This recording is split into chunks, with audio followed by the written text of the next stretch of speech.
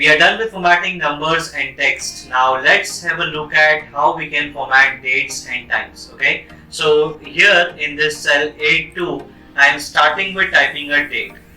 Date, obviously we can type in various formats, right?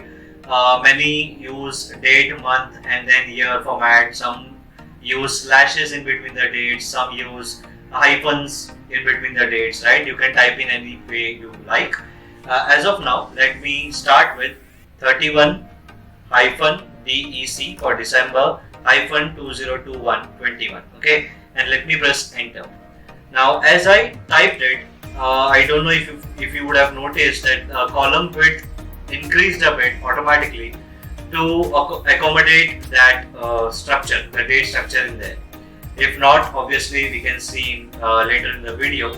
Here it shows 31 DEC 21 the way I typed in, but in the formula bar it gives me 31-12-2021.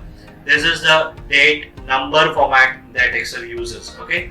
Now obviously we can change the format of the way this date is appearing to us, and for that we can go to this option. And here we can see that we have two options for short dates. One is short date and one is long date. If I say select short date, what happens?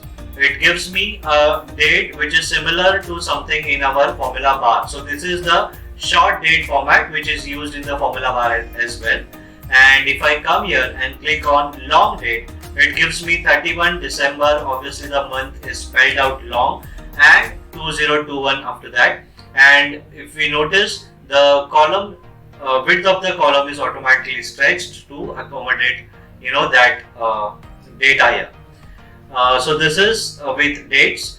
Here in the drop down we can see that we have only two options, but when we can click here to get more options. So when I click there, we can see we have format cells options open with date here selected, and the date format which I have currently selected, but we have more options here, right? 1403 with hyphens, 14.3.12, then we have year first and then month and then date. So we can scroll down to see there are a lot more options. There is also one option with day as well. Okay, let me select this and click OK.